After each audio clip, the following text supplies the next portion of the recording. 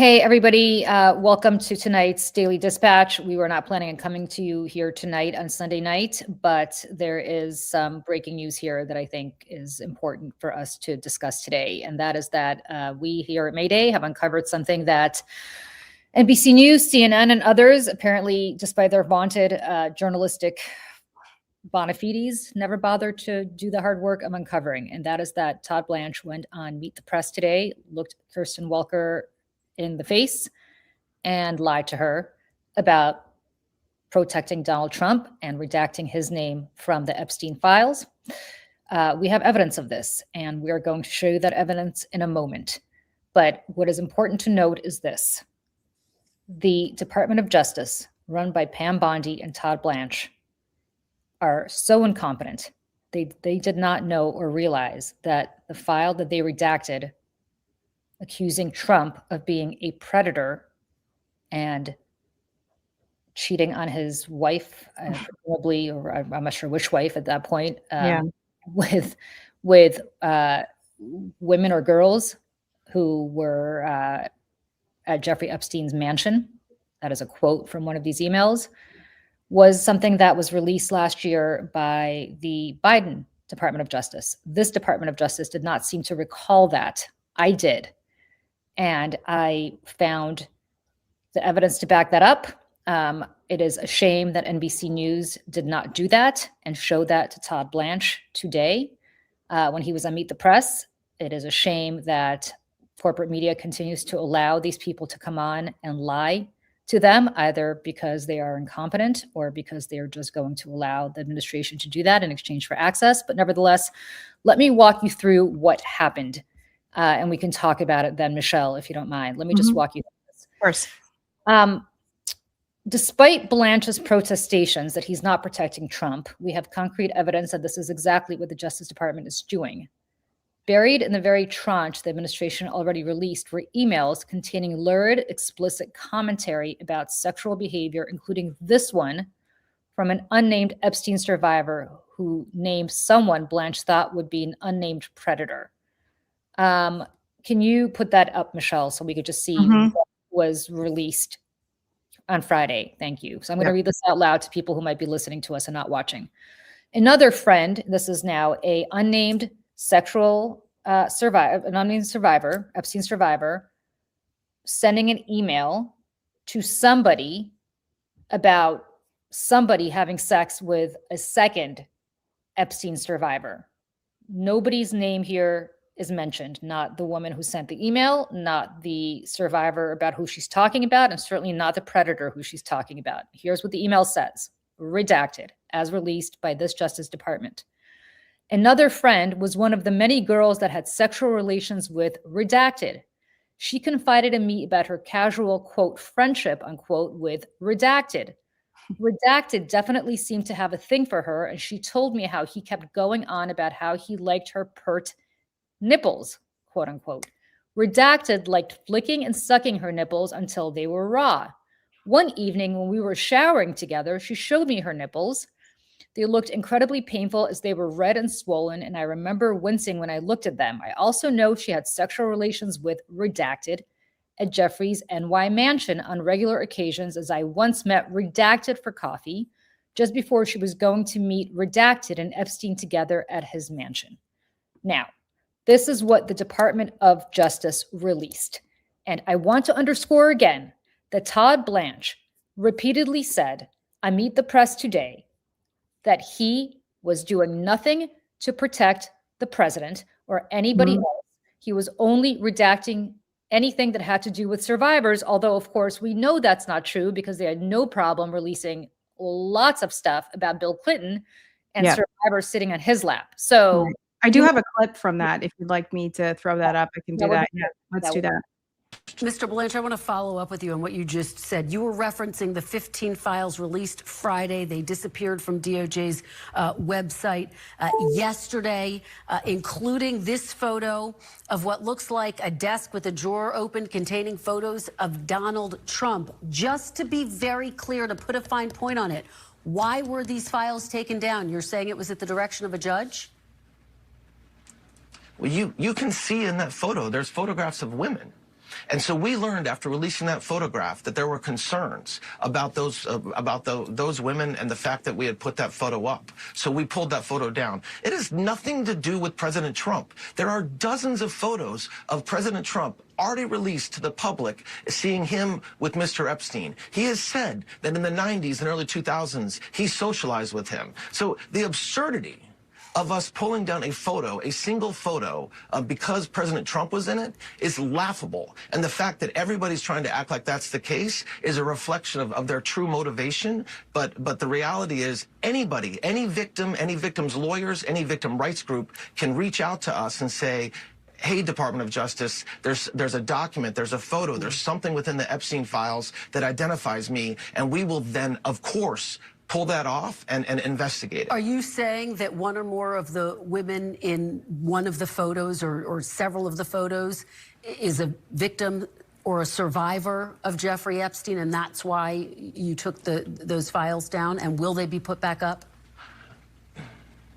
No, that's not what I'm saying. We, of course, if we knew that, if we believed that that photograph contained a survivor, we wouldn't have put it up in the first place without redacting the faces.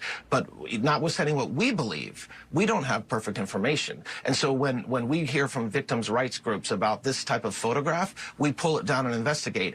We're still investigating that photo. The photo will go back up, and the only question is whether there will be redactions on the photo. And of course, if there are survivors in any of the photos, we will redact them as Congress expects us to do, as President Trump expects us to do, and as the Attorney General and Director Patel have directed the department to do. Okay, let's put a pin in that for a moment, because that photo that they're talking about, which is a photo of Epstein, Ghislaine Maxwell, Melania Trump, and Donald Trump, was taken offline, and then after an outcry, after Meet the Press, was put back up later this afternoon. But that's not what we're talking about here. What we're talking about here is this redacted email that I just read. And again, Todd Blanche kept assuring everybody today that he was doing this purely to protect the survivors, not to protect Donald Trump. Right? Donald Trump had nothing to do with anything. There's no reason to protect Donald Trump, period. We are blessed, my friends, that Trump's minions, like Todd Blanche, are highly incompetent. Otherwise, they would have known that this particular email that I had just read to you had already been made public last year. 2016, the author of that email, a survivor named Sarah Ransome, sent this email to Maureen Callahan of the New York Post. Now, Michelle, can you put it up and we can from it together? Here it is with both her name and the name of the nipple sucker, unredacted. Let's read that same email now, unredacted. This is from the Department of Justice from 2024. This email was sent in 2016. It was part of discovery in the Dershowitz-Giuffre lawsuit, and it was released by Dershowitz's attorneys at Emery Celli. And in 2024, last year, it was released by the Biden DOJ, except this DOJ, the Bondi DOJ, the Trump DOJ, forgot that. We haven't forgotten it. And this is what this email says. Another friend was one of the many girls that had sexual relations with Donald Trump. She confided in me about her casual quote unquote friendship with Donald. Mr. Trump definitely seemed to have a thing for her, and she told me how he kept going on about how he liked her quote unquote pert nipples. Donald Trump liked flicking and sucking her nipples until they were raw. One evening when we were showering together, she showed me her nipples. They looked incredibly painful as they were red and swollen, and I remember wincing when I looked at them. I also know she had sexual relations with Trump at Jeffrey's NY mansion on regular occasions, as I once met Jen for coffee just before she was going to meet Trump and Epstein together at his mansion. Okay.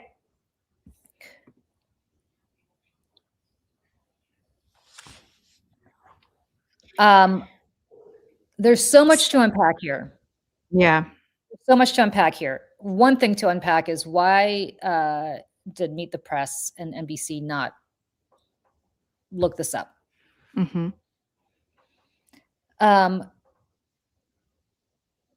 Two, why is it that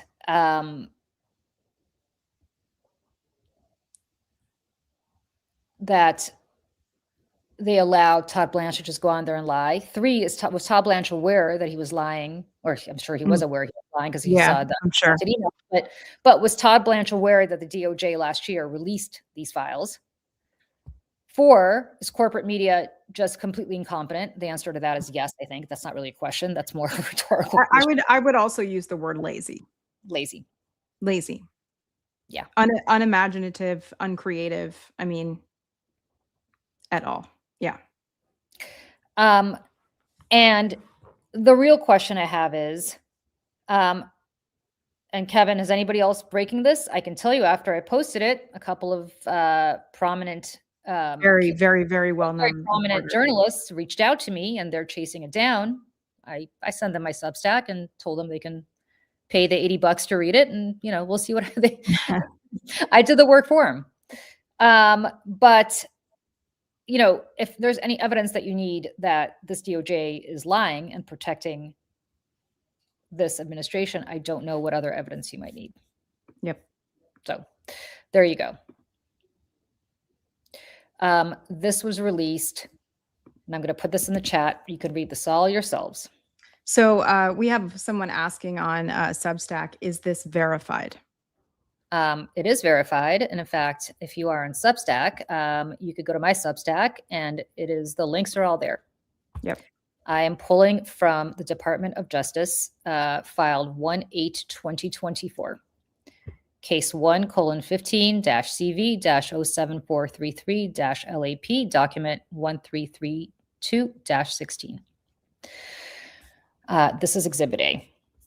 It was an email that was sent in 2017 to the Honorable Robert W. Sweet, United States District Court of the Southern District of New York, in the In re Jeffrey v. Maxwell lawsuit. So, look, I think the problem we have is this. First of all, the biggest problem we have of all is that the Department of Justice is in complete and utter violation of the law that was passed nearly unanimously, with the exception of one House member, and signed into law by the very President of the United States, who is apparently all over the Epstein Files. So let's start with that. And I don't know where the members of Congress are, whose job it is to also look this stuff up and find this evidence, but I would strongly suggest that their staff not have taken the weekend off, if that is what they were doing, and would have discovered this by themselves. That's 1. 2, and that is the biggest problem here, I think, is that we have a Department of Justice that is violating the law, a law that they are charged with enforcing. That's 1. 2, the problem we have here is that we have a media that is, as Michelle put it, not up to the task. They're not. 3, what we have here is a President of the United States who is a sexual predator. Now, I don't know this person whose nipples he was flicking and sucking, and I quote the email. Yeah, was underage or not. Yeah. I don't know. And there's a difference if she was or she wasn't, clearly. Yeah. But let us give him every benefit of the doubt and say that she was over 18 years old. Let us give him every benefit of the doubt that he was not married at the time. Even with all of that, he was visiting the house of a notorious pedophile, and I will never to my dying day believe that people there did not know he was a pedophile until he got arrested, or until he had this non-prosecution agreement. What else is in these files? They forgot that this had been unredacted by the Biden DOJ. But what else are they redacting that was never released by the Biden DOJ?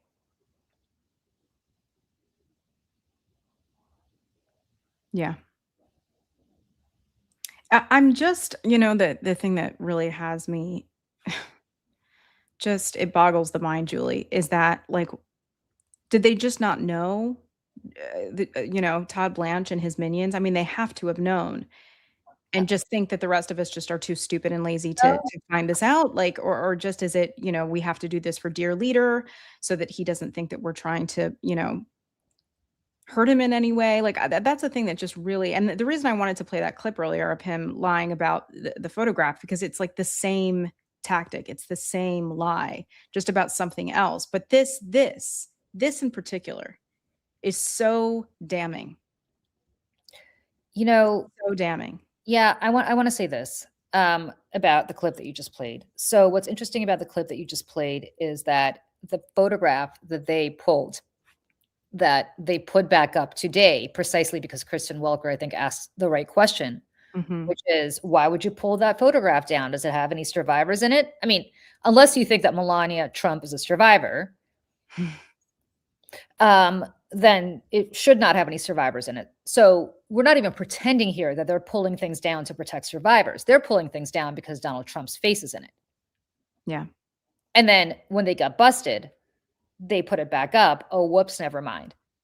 I mean, their incompetence is what gives them away.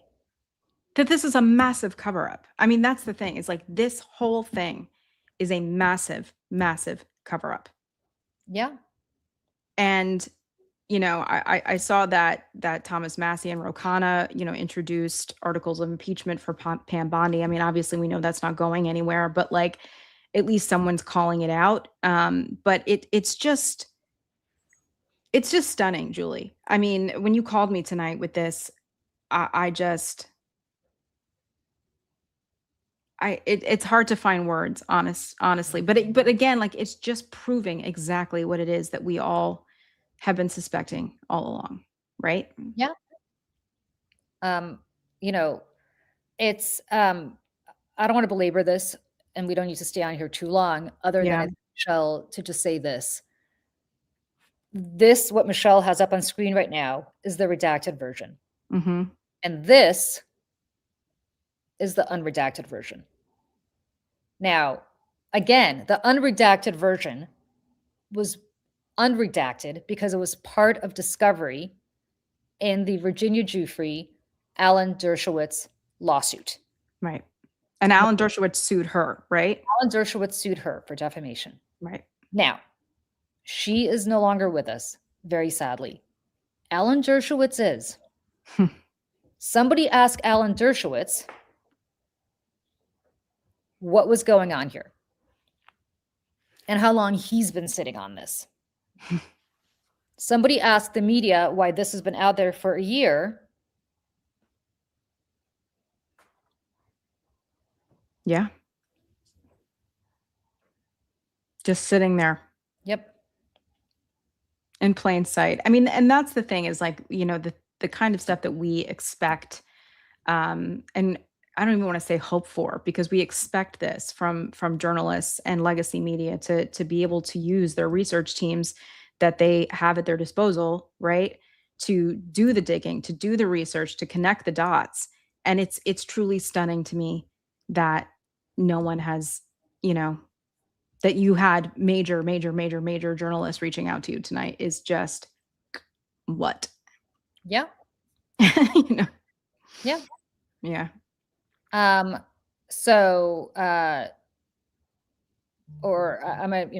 sorry, this is not as part of the Dershowitz Giuffre lawsuit. This is part of the Giuffre Maxwell. Okay. Excuse me. Dershowitz was there as an intervener, and Emery Celli was the law firm representing Alan Dershowitz, and when he was the intervener. And we write in anticipation of the party's forthcoming motion practice concerning the confidentiality of the Sarah Ransom deposition. Intervener requests, intervener being Dershowitz, that if the court allows plaintiff Virginia Giuffre to remove the confidentiality designation concerning the Ransom deposition, an action that would require modification of the protective order in this case, it also simultaneously removed the confidentiality designation from several related emails and attachments that the parties previously designated confidential. The emails will demonstrate that Ms. Ransome's inflammatory, salacious, and defamatory testimony concerning the intervener and others is false, and that the deponent is not credible. So Alan Dershowitz is basically putting all of this out there to say, look at how wackadoodle this woman is. Right. Okay. She even accused Donald Trump of this. Hmm. Okay. All right. Right. Absent this relief, Ms. Ramsone's unrebutted testimony will gravely prejudice intervener by publishing deliberate lies calculated to harm his reputation. So, again, this is all out there. This is all out there. You don't need to even take sides in whether Sarah Ransome is credible or not, although I would venture to say that, of course, every time you have a woman coming forward about anything, she's constantly portrayed as being not credible and wacko and everything else that they always throw at women when they come forward. But let's even put all of that to the side. What is relevant here is not the credibility of this particular allegation. What is credible about this, what is interesting about this, is that Todd Blanche specifically said that he was doing nothing other than protecting survivors by redacting names. He did not unredact Donald Trump's name. He redacted Sarah Ransome's name. Mm-hmm. Well, no, I'm sorry. He did not redact Sarah Ransome's name because you see Sarah Ransome's name there on the bottom.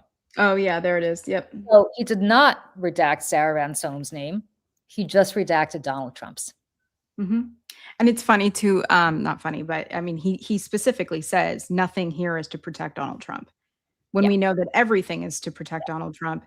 And the survivors are not something, these are not a group of people that these people give a shit about. The survivors to them are a liability.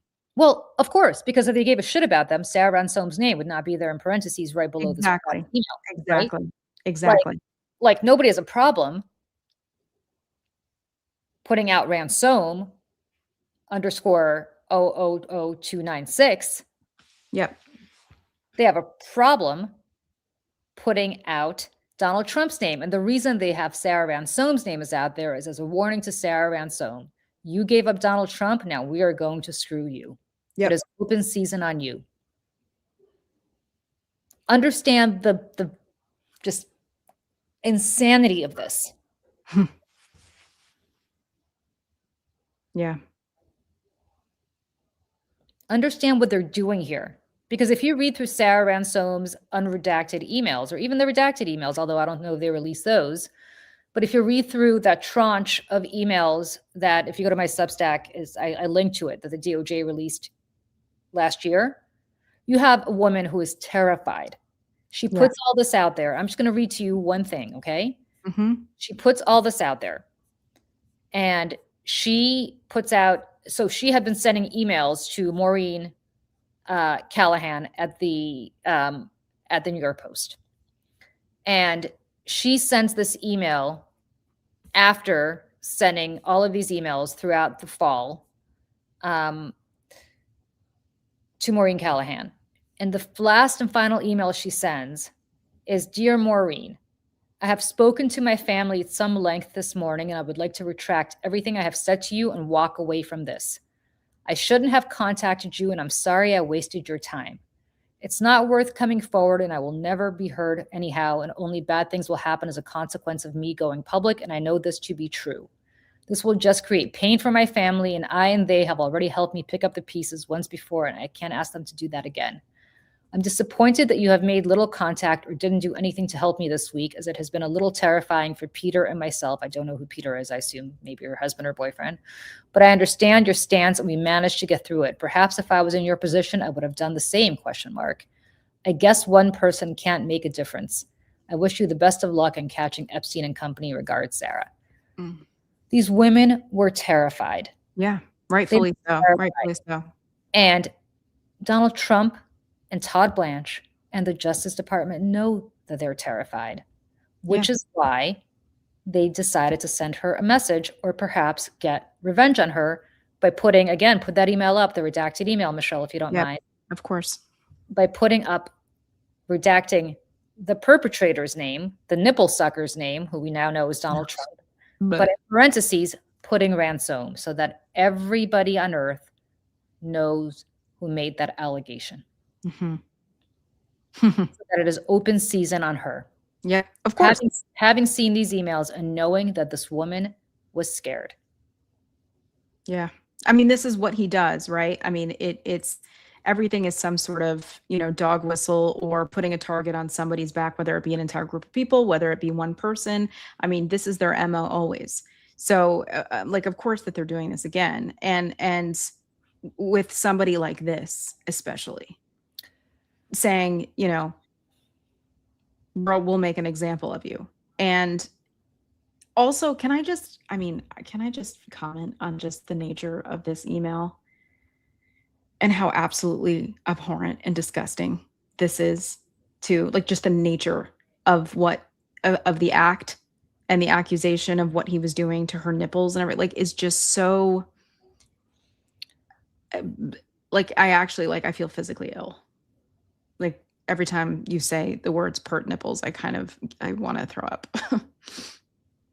I mean, listen, again, I don't think you need to necessarily, there are two factors here, right? One is what you just said, which is the nature of what was taking place at Epstein's mansion. Humanizing. Who you believe, who you don't believe, who the survivor is, who the survivor may not be. All of that, I think, is something that we should spend all day, every day discussing and centering. I hate that word, but I'm going to use it here because there are real women who, many of them were girls, now women, who were deeply, deeply harmed by these predators. Mm-hmm. Okay?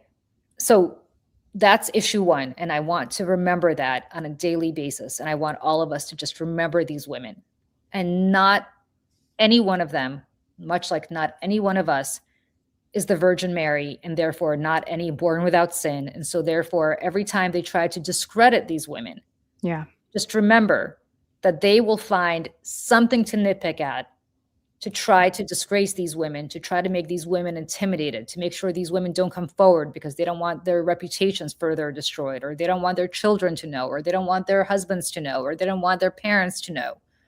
And they're counting on that, and they rely on that. And that happens day in and day out with every single rape claim that you ever see in this country. Yep. So that's one. And I want to put a pin in that because I think that's something we need to come back to every single day. But the part that I think is relevant here tonight is that Todd Blanche, the Deputy Attorney General of these United States, went on Meet the Press, the flagship news program of NBC News, looked Kristen Welker, the moderator there, in the eye and lied to her about who he was protecting, while putting Sarah Ransome's name in parentheses at the bottom and redacting Donald Trump's name, and that nobody called him out on that. And I will have more on that tomorrow, by the way. And I will have another Substack following up on this, because there's other stuff here that I want to talk about. In this, I was not planning on publishing this tonight, but I felt the need to publish it tonight for a variety of reasons, not the least of which is that people were asking me about it, and I wanted to make sure that we were out there with it first. I just want to add something, Julie, too, and I know we're launching this independent media company early next year in January. So what I'm about to say might sound self-serving, and I don't mean it to be, but this is why. What we showed you tonight is why independent media is incredibly, incredibly important in this moment that we are living in, because we cannot count on corporate media to do it for us, to be the truth tellers, to take risks. Why? Because they have people who pay them sitting in boardrooms, or billionaires who are, owning conglomerates now, because it's, how many mergers can we get to until literally two people or one person owns literally everything. But this is the reason why we are doing this. This is the reason why a lot of people are doing this. The Bulwark being an example. There's plenty of groups who are trying to launch or already have launched to try to do this work. And I implore everyone to invest in independent media. And yes, you know, I hope that people will stick around to the Mayday Network, which we live pretty much on YouTube. So we hope that, you know, you'll hop Yeah, on if you're over there and join us. If you're watching us on Substack tonight, please do follow us on the Media Network on YouTube. I decided to have Substack to run this on Substack tonight also, but Michelle and I are here every morning at 8 a.m. Eastern, and we are doing this on YouTube. And we'll be back here tomorrow morning at 8 a.m. Eastern to continue talking about this really, really important breaking story. Yeah. So, okay. On that note, I am going to go back and finish writing for tomorrow because I had to hit send on this earlier than I wanted, not because I didn't have the reporting down. I did, but I was going to not do part 1 and part 2. I was just going to put everything together in one, but I'm going to go write part 2 of this. Yeah. For Substack for tomorrow, look for that to go live at 8:30 tomorrow morning. At 8 a.m. tomorrow morning, Michelle and I will see you right back here on Media Network. There is one big takeaway tonight. This Department of Justice is violating the law that the President of the United States signed into law by redacting the name of at least one alleged predator. And his name is Donald John Trump. And here's the evidence in black and white. On that note, everybody have a good night as much as you can after seeing this disturbing news. Maybe we will see if some cable news or other mainstream media might want to pick this up tomorrow. Maybe, maybe not. We are here for you. We will keep digging and we will keep breaking this for you. This is what we do. The advantage to our background is, besides Michelle's incredible, creative, amazing talent, is that I started out my political life 30 years ago as an opposition researcher, so I know how to dig. God bless. God bless. It is a special and very important talent and skill to have. And Julie, thank God for you. Honest to God. All right, you guys. We'll see you all tomorrow. Bye. Bye, everyone.